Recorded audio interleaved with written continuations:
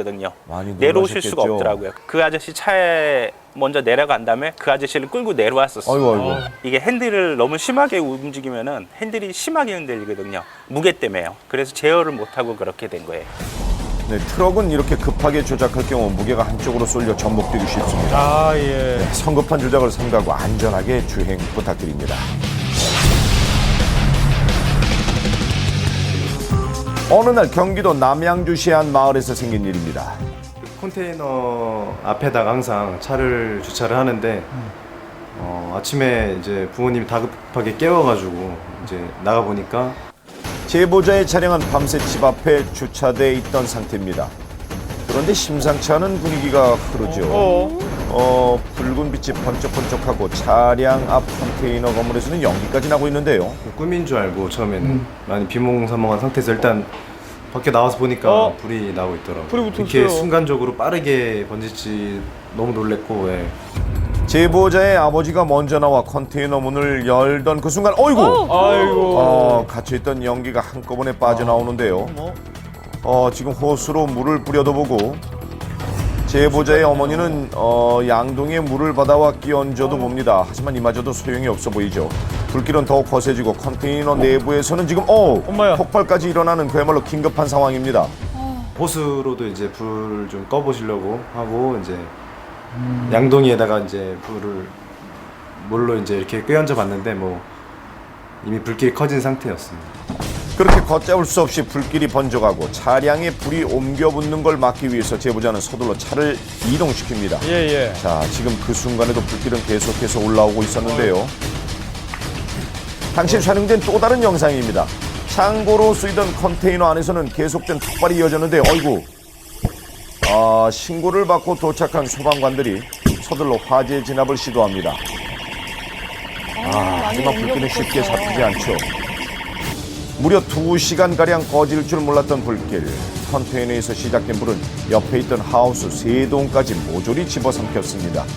다행히 인명피해는 없었다고 하는데요. 그런데 왜 이런 화재가 발생했던 걸까요? 그러게요. 그 당시에 바람도 불었고 또 인하우스 보온 덮개다 보니까 연소 확대가 상당히 빨랐습니다. 그 화재 조사팀에서 조사한 결과 아마 전기 쪽에서 많은 걸로 추정은 되는데 정확하게 물증을 찾지 못해가지고 원인 미상으로 처리된 걸로 알고 있습니다. 네, 이렇게 화재 발생 시에는요, 무리하게 진압을 하기보다는 119에 우선 신고한 후 지시를 따라야 합니다. 또한 우리 삶을 풍요롭게 하는 시설물들은 안전하게 이용할 때 가치가 있다는 사실 잊지 마십시오. 도로는 나 혼자만이 지나는 공간이 아닙니다. 그렇다면 운전자에게는 어떤 자세가 필요할까요? 항상 서행이 원칙이다. 그리고 무리하게 차선을 변경하면 안 되겠구나. 항상 주의해서 비 오는 날인데 자신도 주의하지만 뭐 항상 시야를 멀리 보고 안전벨트를 꼭 이렇게 매는 습관, 그리고 모통이 돌아갈 때는 항상 서행 운전. 아직까지는 직접 다 해본 적이 없어서 나는 괜찮겠지 했었는데 목격을 하는 것처럼 사고도 당할 수 있지 않겠습니까? 조심해야죠. 네, 그렇습니다. 차는 운전자를 닮는다고 합니다. 운전자의 평소 습관이 차에 고스란히 묻어나기 마련인데요. 여유와 배려가 배어있는 운전 습관은 차량을 보다 안전하게 길들입니다. 자, 여러분 오늘도 안전운전 하시길 바랍니다.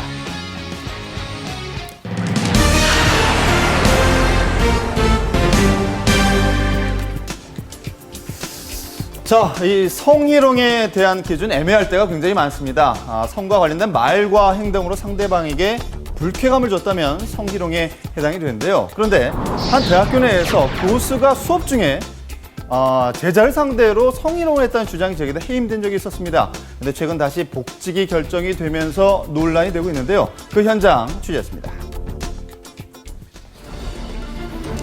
성희롱 논란이 일고 있는 한 대학교입니다. 이 교수가 제자를 성희롱했다는 주장이었는데요. 야, 수영아, 너 그 가슴 밑에 볼펜 끼워봤냐? 막 이러시는 거예요. 그래서 이렇게 멍하니 있었죠. 왜? 이러니까 가슴 밑에 볼펜 끼워봐가지고 떨어지면은 젊어갖고 아직 탱탱한 거고 안 떨어지면 늙어서 처진 거다 이러시더라고요. 근데 학생들의 주장에 의하면 성희롱은 한두 번이 아니었다고 합니다.